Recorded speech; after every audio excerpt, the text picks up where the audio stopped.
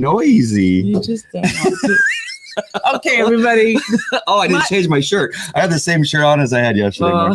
Dale. So my husband doesn't want to put my website, my Facebook page, so he can broadcast directly onto mine. He only wants his pages. You were able to share just now? No, but I don't want to have to do that every time. I want it to automate like all your 18 pages. Hi, everybody.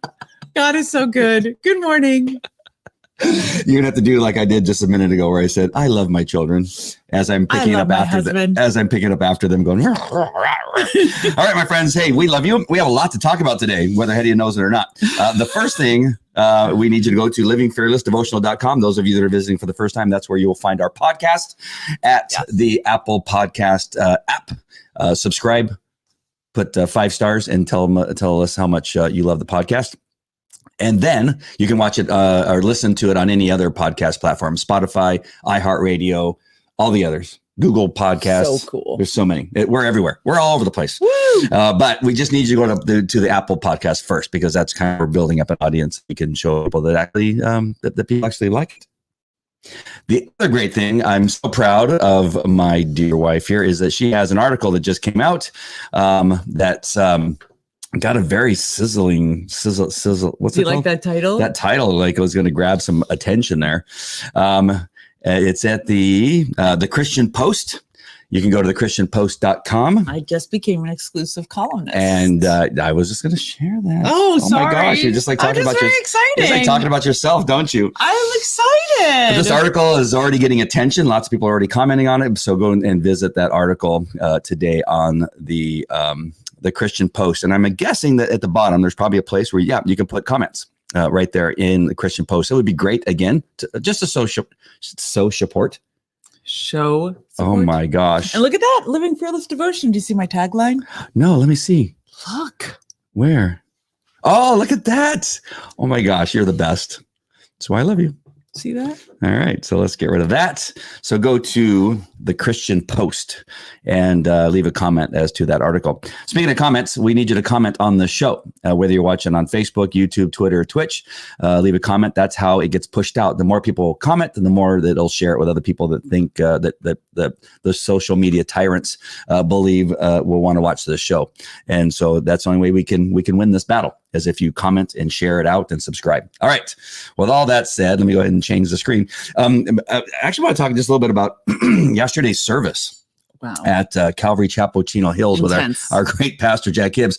It was so controversial, I guess. He knew it ahead of time that he didn't even want to put it on Facebook and YouTube and all the social medias, because he knew what would happen. And he did not disappoint. He did not. The message was not. I think he tackled every subject there. He held back nothing. Yeah. And I look for it to try to share it with you on their website, on the Calvary Chapel, on Jack Hibbs' website, and it's nowhere to be. It is that controversial. Yeah. I mean, it's nothing bad. I mean, it's nothing bad conservative Christians. No. It's exactly what we want to hear. It actually sounded like a lunch conversation between me and my girlfriend, Danielle. We will literally run through each one of those subjects and probably say the exact same thing. So it just seemed like he just wanted to share his heart with us about just everything that's upsetting him right now. What's one of the things? What's? Oh, you want to look at the comments? Hello, Amy. Nice to see you. Hi, Amy. And Priscilla's saying hi to Amy. Very good. Keep the comments coming. And Amy was watching last night. Was Priscilla watching? I think Priscilla might have been watching. I texted Amy and said, "Are you hearing this right now?" Because, then the guy got in trouble right next to me. I was hoping Jack didn't think it was me. I go, and I want to go, it's that guy. Oh, no, he knew. He's used to him. Yeah, that guy's. Take him out. The guy's take him out. Shh, don't say that. Yeah. We're going to take him down. No, I'm not saying us. Yeah, we're saying that we're imitating the guy next to us. Yeah. Take them out. Who would I be referring to? Well, I just didn't want the tyrants to think that I was. Do you think they have an algorithm for then out? Yes, yeah, I mean, they do. I mean, they know what I'm shopping for, like what I'm talking about. Like, gosh, I need some new underwear. And the next thing I see underwear commercials. Yeah, because it's because you have 5 Alexas in the house too. All right, let's get back to the topic. What's one of the and we'll talk about it later possibly, but what's one of the main topics that you heard Jack talk about that really hit you? What was one of the most poignant? Ooh, look at that word. I think the way he there's so many, but the way he described the Constitution being dead and that we are on borrowed time and that the Constitution was basically shot and is bleeding out and at this point has died. And the country we now live in, we're the remnant, where as far as the church is concerned, the only people left that really are holding on to the true gospel are basically the remnant waiting for the return of Christ. And so it's just, it's very impactful to think that we are, and he described it, he gave the analogy of water. And he says that, when a flood starts or when like your basement's flooding, it starts really low and it's at your feet and then people start to panic. And he's like, by the end of this year, we should be 6 feet deep. Yep. And I was like, wait a minute, that is a fast flood if we're going to be 6 feet deep by the end of the year. So I think that hit Amy too, because that's what she sent me in the text. She goes, get ready for the river or something like that. The river's coming. But she says that the church website says the recording will be available tonight. Okay. So obviously we'll post that. I'll probably get shut down and canceled for posting it, but I'm going to put it up anyway. All right. Yeah. Gosh, they don't pay our rent. What do we care? I love you more every second. All right, here we go. We're going to read the devotional today. We're reading from My Utmost for His Highest by Oswald Chambers for February 25th. And it's entitled The Destitution of Service.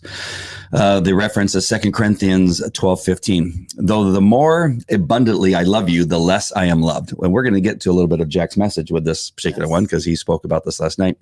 Natural human love expects something in return. But Paul is saying it doesn't really matter to me whether you love me or not. I am willing to be completely destitute anyway, willing to be poverty-stricken, not just for your sakes, but also that I may be able to get you to God. For you know the grace of our Lord Jesus Christ, that though he was rich, yet for your sakes he became poor. And Paul's idea of service was the same as our Lord's. He did not care how high the cost was to himself. He would gladly pay it. It was joyful. It was a joyful thing to Paul. The institutional church's idea of a servant of God is not at all like Jesus Christ's idea. His idea is that we serve him by being the servants of others. Jesus Christ actually out-socialized the socialist. He said that in his kingdom, the greatest one would be the servant of all. The real test of a saint is not one's willingness to preach the gospel, but one's willingness to do something like washing the disciples' feet. That is, being willing to do those things that seem unimportant in human estimation, but count as everything to God. It was Paul's delight to spend his life for God's interest in other people, and he did not care what it costs. But before we will serve, we stop to ponder our personal and financial concerns. What if God wants me to go over there? And what about my salary? What is the climate like over there? Who will take care of me? A person must consider all these things. All that is an indication that we have reservations about serving God. But the Apostle Paul had no conditions or reservations. Paul focused his life on Jesus Christ's idea of a New Testament saint. That is, not one who merely proclaims the gospel, but one who becomes broken bread and poured out wine in the hands of Jesus Christ for the sake of others. It's even better. These things are always better the second or third time you read them. Absolutely. So take a lesson of that. If you're in a devotional, read it a couple times out loud. I have to read mine out loud. That is me. I have to read it out loud or else I don't hear it. I have to hear myself speak in order to hear it. But that is such good stuff. And you want to talk a little bit about what this reminds you of last night's service, of what he was talking about? Sure. It broken bread and poured out wine. Jack, if I remember this correctly, he was talking about how he went to the Lord trying to understand this paradox of being hated, where Christ teaches us, if you love me, they will hate you. Remember, they hated me first, and offer yourself as a living sacrifice. Basically telling you, warning you that it's going to be a very difficult road. People are going to hate you. And yet we are supposed to love them. So Jack was saying, I was talking to the Lord. I don't understand. They're going to hate us and we're going to love them. So how does that exactly work? And he says that he's realizing more and more what the reality of that concept is. And Oswald's repeating it too, that a New Testament saint is willing to get spit on, ridiculed, hated, cursed, and give love in return, because he's loving for Christ's sake. And the more we hear about Paul's story, and I love that movie we saw on Paul's life, but the more we hear about Paul, he's the greatest example of that, and possibly what we're going to face. What Paul went through during his day is potentially what we will face. The corrupt Roman Empire, drinking and fornicating and being like, oh, those Nazarenes over there, there's a good chance we're going to be like those people. And and Jack was saying that he couldn't broadcast it because he literally went through every controversial subject: homosexuality, LGBTQ rights, the gay marriage, everything is the Second Amendment, the First Amendment, the election, everything. He's like, basically, we're on the wrong side of this government on virtually everything. And so we just have to wait for the persecution to begin. Mm-hmm. And the more we get persecuted, the more we're supposed to love. Right. And we're learning, and it's just exposing that swamp that President Trump talked about, that he was coming to drain, and why they hate him so much and why they went after him. And then Jack also brought it, goes, did we even ever think that we would have the corrupt FBI and DEA and the ATF and the DOJ weird. And the CIA, that we would have this weird. And I worked for one. I literally was hired by one of the people that are most embroiled in the scam, and I can't even wrap my head around that man that I respected so much had done the things that he had done to the president. And not because of I love President Trump and what he did for the country, but the fact that the respect and the honor that we gave to the FBI was just tarnished. Right. Like, what he did was just wrong. To create crimes. I mean, they were going for 5 years. They were creating crimes in order to try to get him impeached, to have him arrested, to do whatever. And all of his friends and all of his associates and anyone that came anywhere. Lieutenant General Flynn, who had served this country for 40 years, had his life destroyed. Right. For just wanting to serve under the president. Wait and see if something happens. I mean, wait for the things that you thought he was going to do. You thought he was going to take us to wars. You thought he was going to have really bad foreign policies. You thought that he was going to destroy the country.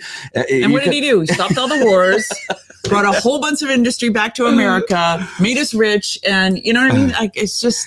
I know this is sounding a lot like my nighttime show, but we're not going to do that. But it is about what's happening to our country in relationship to the church. It is that we have all this happening, and at the same time, they are trying to silence the church, put pressure on pastors to change the way they interpret the Bible, the way that they pastor to their flock. They're forcing them and causing them to make these huge changes that are not biblical whatsoever. And again, we talked about this the other day, where you have a church. I think it's in Canada though, that is saying the Bible doesn't matter. Oh, there's a lot of churches here that basically, if you remove the infallibility of the Bible, everything's fair game. Homosexuality, gay marriage, all of it becomes fair game, because you could just twist the scripture to say what you want.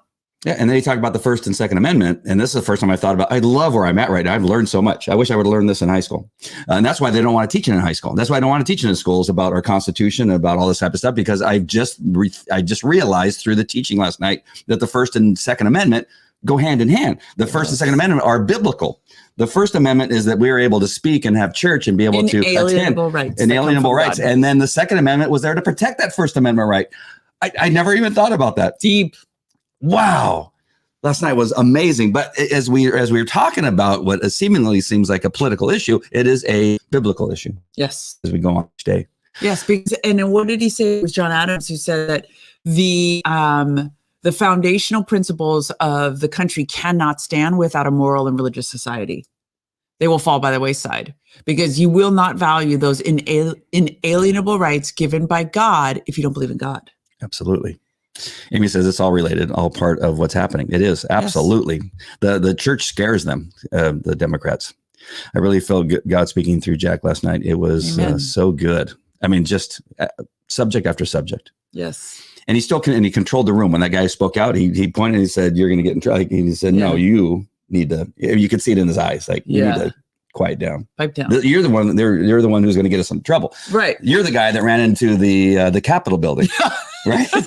I mean, he was a type, not he. I don't think he did. I don't want the FBI going after him with the black helicopters. But that's the problem. We have a few of those that will kind of get us into trouble. I want to talk about the one line here where it says that. Oh my gosh, socialists out-socializing the socialists. Yeah. Here it is. So his idea that we serve him by being the servants of others. Jesus Christ actually out-socialized the socialists. He said that in his kingdom, the greatest one would be the servant of all. And the reason I wanted to bring that up is because that's the problem with why socialism doesn't work the way that they've been doing it. Because what they're doing is creating these dynasties, these elite portions of our government through socialism, and pushing down and making this gap between the elites and the common man so huge. That is not what the Bible asks. The Bible asks that these people that are in leadership help and actually be down there with them, helping them with social issues and picking them up and washing their clothes and washing their feet and all that kind of stuff. Not to be, these leaders, so-called leaders, untouchables. There you go, untouchables above the other people, and that's a very powerful part of that devotional that really just made me, oh my gosh, out-socialize the socialists. Oh my God, and the analogy. Similar to what my article was saying is that we have created this whole genre of celebrity preachers that are somehow untouchable, no matter how corrupt they are. And that's probably why the Lord the church is to realize that this is not what Christ intended. He didn't expect some religious elite. He didn't want to create Pharisees that were above reproach, and then everybody else is just the common man. I mean, that's just not the system that he intended, that we were all to be servant leaders, that we were all serving one another, that the church was one body, not a bunch of rich, fancy people up here and then the peasants down there. The whole church system's corrupt. Dang. I just thought of something. I put the link for Hedia's article in the chat. For some reason, Twitter rejected it, but maybe it'll propagate again. I don't know how many people are watching on Twitter, but you guys should be able to see it in the chat. Just click on that. If you can't, go to christianpost.com and you'll find it there. What you made me just think about is this concept of separation of church and state. Now, many people misuse that in a lot of ways, but the government has a specific job, and that is to take care of our country through military, protect her from enemies. Yes. It is to maintain laws and law and order, but it's not to run our medical system. It's not to for a lot of social programs. That's not what the government is for.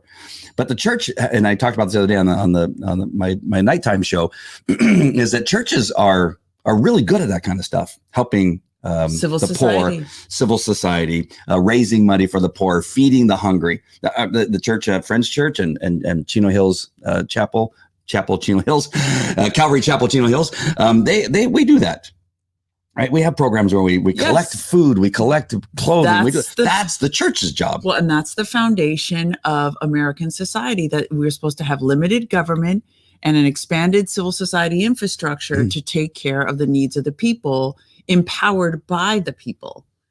Yep, absolutely. And we look at these trillions of dollars that are going to these programs that never get spent on the people that need it. You talk about Black Lives Matter. I'm going to talk about Black Lives Matter. I'm so sorry. Not really. But I just put a post up that they raised $90 million just in the year that they were terrorizing our country. $90 million, but nobody can see where any of that money was spent on Black communities.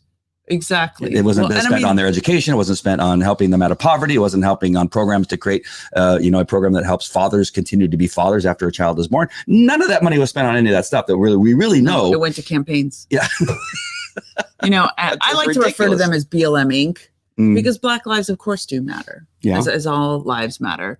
And so it's like they've just, I just want to take back that name too. Like they don't deserve to have the title. No, but that's what Democrats do, is they attach these really flowery names to stuff. Yeah. I think Jack even mentioned it last night too, is that the cultural betterment of our world, and it means nothing. It's like to destroy the cultural betterment of our world. Yes. I mean, they always name it these things that do nothing. It's like the stimulus bill. Equality Act. The Equality Act, right? The Equality Act, where men can serve on women's sports. But mind you, it doesn't say women can go on to men's sports, but men can serve on women's sports, compete in women's sports, and co-ed showers and bathrooms in our schools and in our communities for our children to share showers and bathrooms. Our little girls. Yeah. And I know so many of my friends they're very silent now. That's the one thing on my Facebook post. I don't see much of my Democrat friends that have not unfriended. I know they haven't unfriended me because I still see their posts, but they're not commenting like they used to. What are they going to do? Are they going to defend, men competing with little girls in sports? How can you defend that? Right. Are you going to defend that they want to close off Florida from the rest of the country, but they're going to allow illegal immigrants to come across our border? How do you defend that? That we have to wear masks everywhere we go. Our schools are closed, but there's thousands of immigrants coming in, no papers, no immunization records, nothing. So they don't have to do it, but we do. They're not prioritizing vaccines for certain, the elderly in certain areas of our country, but they're prioritizing vaccines for illegal aliens coming across the border. I mean, how do you defend any of those policies that are happening right now? Again, I know this is sounding very political, but this is very biblical in the sense that we have to do a better job as conservative Christians of getting our church through this darkness that we're through. We cannot lay down. We cannot give up. We have to keep the Bible first and foremost as our manual for every day and what it is we're going to do. But we cannot go back to sleep. And no, we will be hated for it. Yes. Bringing us back to the devotional. You are so good. We will be hated. To live is Christ and to die is gain. Oh, I love last night's message. I can't wait to watch it again. I'm glad it's going to be back on. Amy said that they're going to have it on that's possible that they'll have it back on or have it up on the website later on today. It's powerful. I will share it and hopefully it won't get taken down. I want to share one more thing about it is that I think that people should really pay attention to the way he describes homosexuality, because I actually have this conversation with my daughter all the time. It's Christians do not hate people that are homosexual. We hate the sin. And so the goal is to constantly, he says, I don't care what you do in your bedroom. He's like, but I have to tell you that that's not what God wants for you. And that God doesn't want that for his creation, because he made us male and female to live together in a covenant, to have children, to procreate. So it's a temptation like any other temptation. If God could free you from addictions, from other kinds of debauchery, he could free you from homosexuality. You just have to fight the temptations, because we have all kinds of temptations in life. We have temptations, growing up, I grew up in Beverly Hills, but everybody stole. Everybody liked to go to the local grocery store. Did you guys have that? The local thrifties and steal. I don't think rich kids stealing. It was the craziest thing ever. But it was this urge that we had to go and steal stuff from the local thrifties.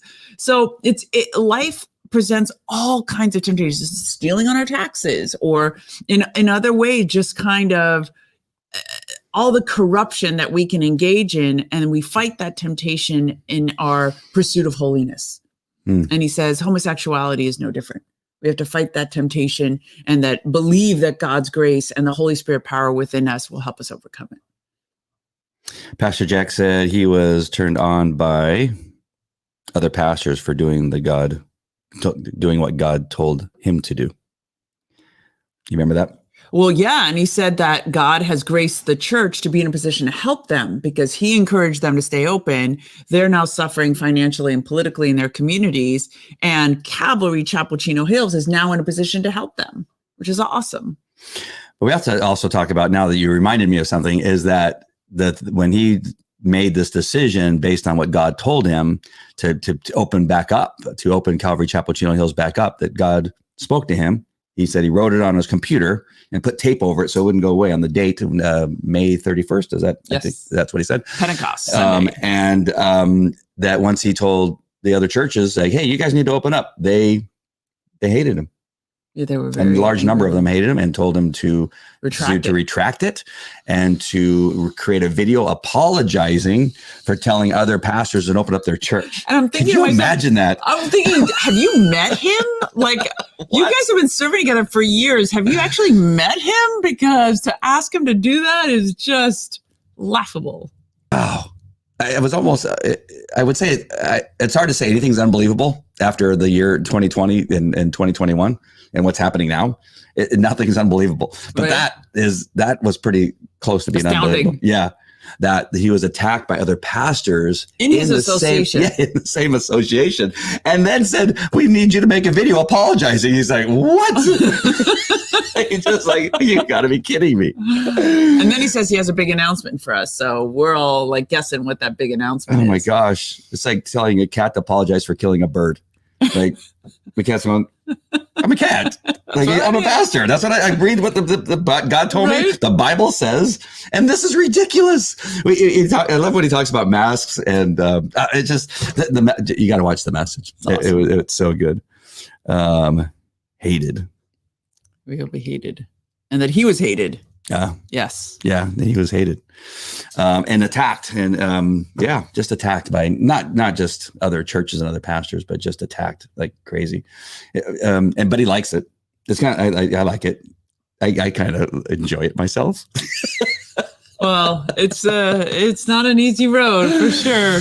I do have to say, as I am addressing the school board in some of my shows and calling out some of the school board members that I know that have children that go to the same school. And I know that I've gotten word from other people that they're watching some of those shows that are in our community. I was at a restaurant the other day and somebody says, "Hey, I watch your shows. Thank you for speaking out." But we're going to have the other side to hate it. And the only thing I am concerned about is my kids that are currently going to that school. That's what we have to be concerned about is our kids. But we can't, I mean, again, that's how they put pressure on you to shut up. Exactly. So you got to kind of tell the kids, "Hey, listen, let me know if anything's happening." I mean, we have to have this discussion, but that's how they silence you. Yeah. Is by intimidation. Yep. Your weak points.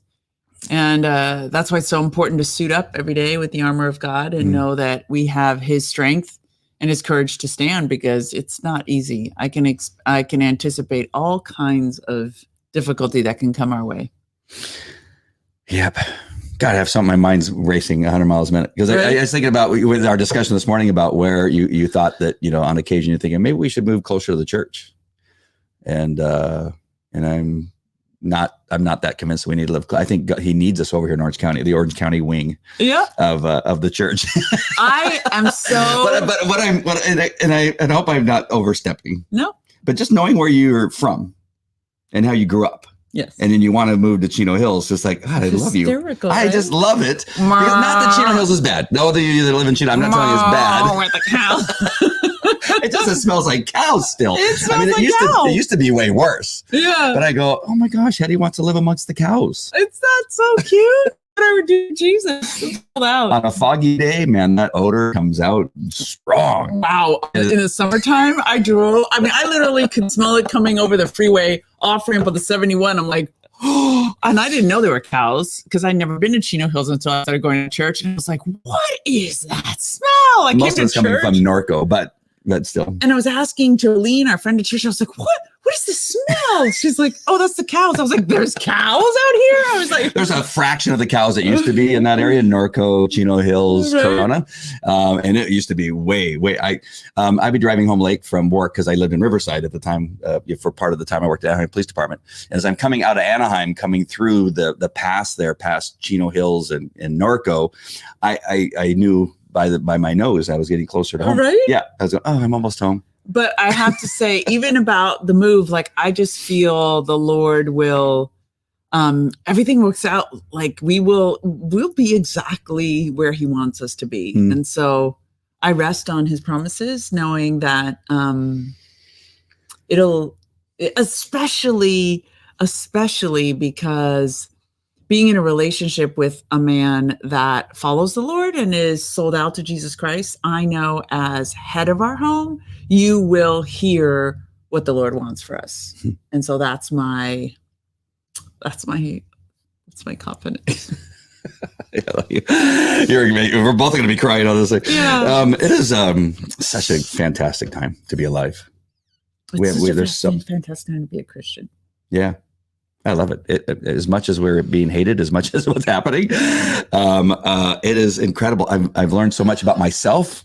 Of course, I learned a lot about you, but I've learned so much more about our country that I didn't realize. Like the First and Second Amendment, and then just thinking, oh my gosh, That is so crazy that how did I never see that before? How was I never taught that before? Oh, I mean, so many things about our government, about the election process, everything. You just go and vote and you never really thought about it. Hardly ever. Took it for granted. Took it for granted. That your vote is actually going to count. Yeah.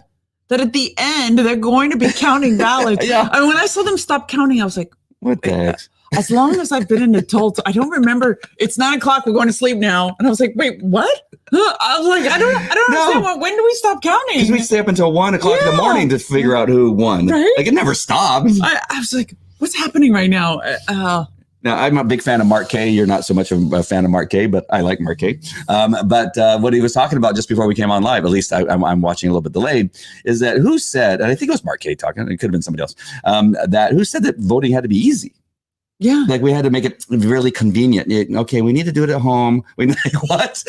We need to be able to mail it in. He goes, no, you just tell people it's between this time and this time on this day, and you go and vote. Like, when did this happen? When did this suddenly happen? People used to take horses and covered wagons to go vote. Not just that. Do you realize we send our military? I've been an election spectator in the newly freed Soviet republics in Uzbekistan and Afghanistan. And what I saw in Iraq is that we send our military to defend people who wait in line for hours and hours and hours to cast a vote for the first time in the country's history.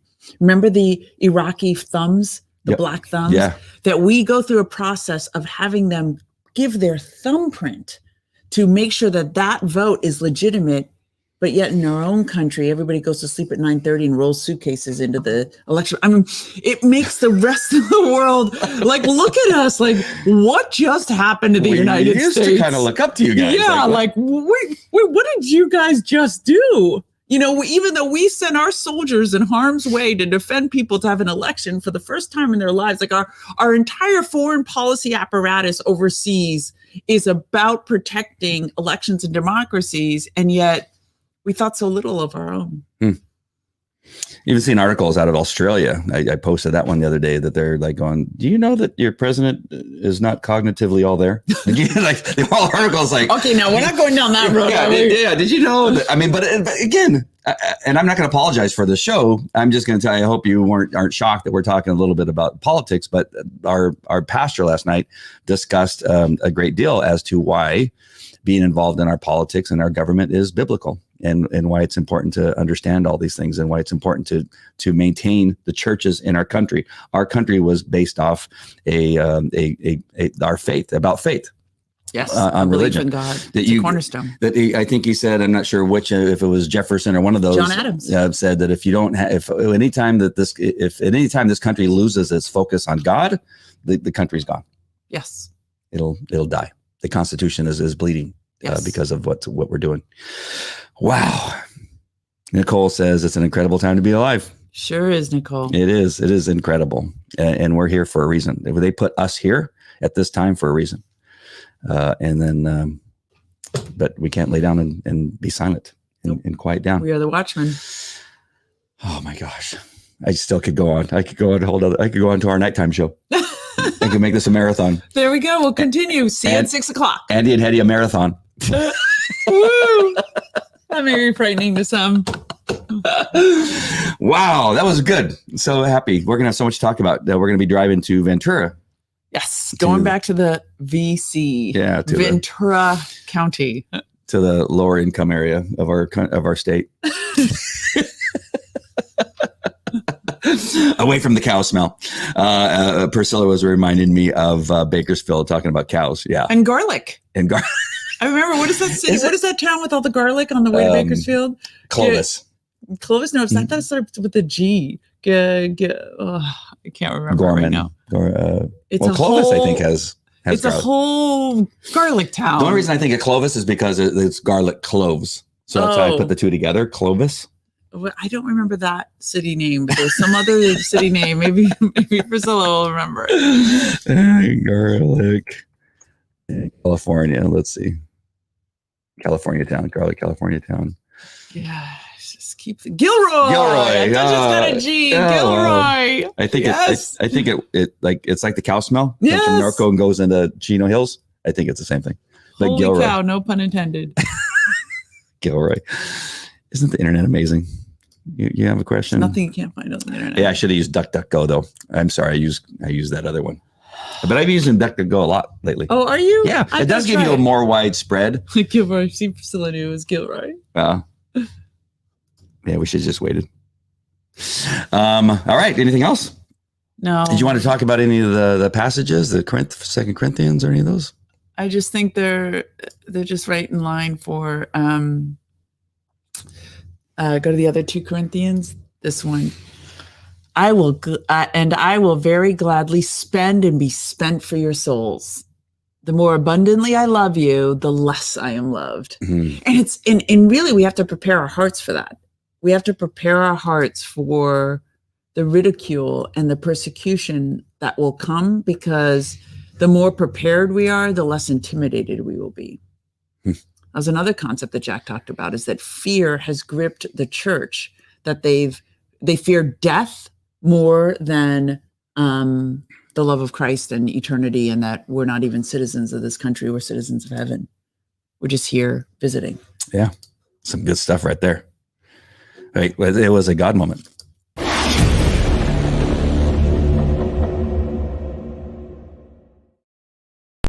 Podcast listeners can know what the graphic is. A God moment. All right, my friends, we love you. Thank you for joining. Again, remember, if you're watching the replay now, because the show's ending, that before you leave a comment and say hi and tell us where you're watching from. Share and subscribe and do all the other stuff that will help push this out to other people so they can see it. Thank you, Hedia, for joining me today. Thank you for having me. It's like you're my guest. Anything else? That's it. All right, tell them. God bless you and have a beautiful day. All right, take care.